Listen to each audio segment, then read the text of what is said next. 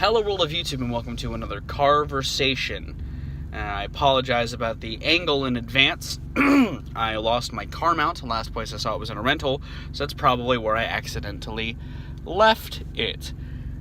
Today, we're going to be talking about list season etiquette. For those who don't know what I mean by that, it's that time of year where so many publications and YouTube channels, regardless of subject, are putting out their best of, worst of, what have you of the year, whether it be in music, gaming, movies, you name it. If it's able to be ranked, if they've indulged in enough of a thing to discuss their opinions on things in a ranked fashion, it's going to happen.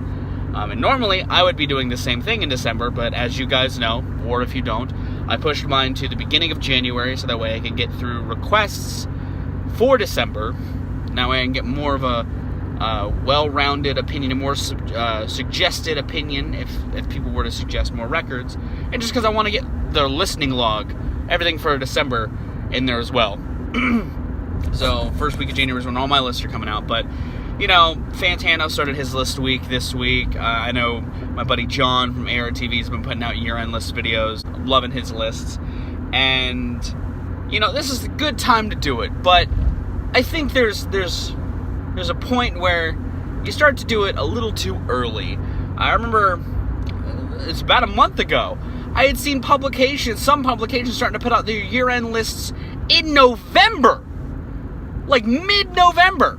Which is stupid. It's getting to the point where it's like Christmas, you know, or Halloween, any holiday, any early celebration of a holiday, and it feels half-assed because you're excluding a month and a half of music. I understand not counting December. I understand why most reviewers and most opinion givers have a calendar year of December to November, because they got to get it out. They want to get it out before the year's over. And instead of waiting till the very end when all of the holidays start to roll around, they try to get it out in mid-December so that way you get maximum viewership.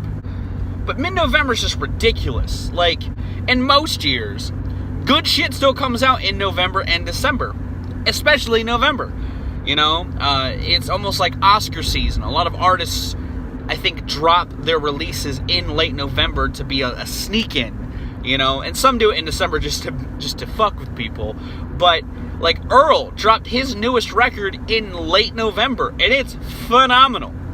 You know, I just don't get why publications are starting to do this, and I hope that it's a trend that dies soon, and that we don't start to get like year-end lists in the beginning of November, because that's way too fucking early.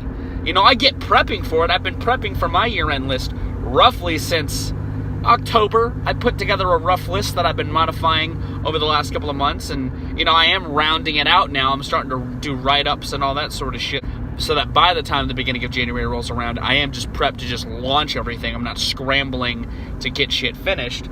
But I don't understand it, man, you know, and I think there's a point to do it too late as well. Like, I know, I think it was 2013, which is a great year in music. I put out my year-end list in February as part of a vlog, so I feel like once January is over, if you haven't really put out a list, it's kind of too little too late. I know there's some channels that usually get away with it by the end of January, like Todd in the Shadows. I know a channel like Your Movie Sucks, where he doesn't put out his year-end list until years after that year is over, because he wants to watch every possible film that comes out. And I respect that level of dedication, but I feel like that's not that channel's point. Like, YMS is not a list channel, so I get why he wants to take the time to make those kind of lists, and I think that that's also understandable. Same with Todd. You know, I get why Todd tends to take some time, because he puts a lot of thought and effort into editing it.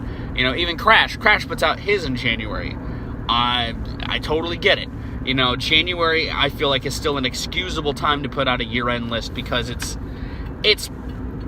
again, in my case, I'm trying to fit everything in. I'm putting it out beginning of January, but I get putting it out mid-January, even late January. You know, January is kind of a soft month for most things. A lot of movies that come out in January aren't normally critically acclaimed outside of special exceptions like Split.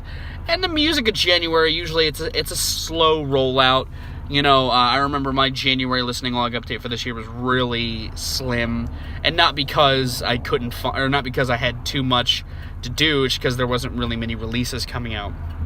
But I get it. I just think there's an etiquette to list season, and it's kind of what I wanted to discuss here, rant about a little bit, because I think it's ridiculous, early, getting it in too early.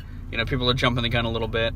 But yeah, if you make your end list, what's your etiquette to it? What do you approach it? Why do you try to put it out when you do? And are you excited for my lists? Are you excited to see what I've named and if you don't know what lists I'm doing, my album of the year, my best album, worst album of the year, my game of the year, and my movie of the year, and my song of the year. I'm doing 5 list videos this year, all within the first week of January. So, are you excited for those?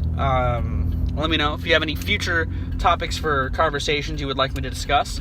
Feel free to leave them in the comments below. I'm going to go. I have been Viral Rack. You guys have good days, lives, and situations. And hopefully I get a new mount soon so I can see you another day. I'm rolling with the all-black theme for this month that was unintentional, but I don't even think you can really tell here. But I am. I'm wearing a black shirt.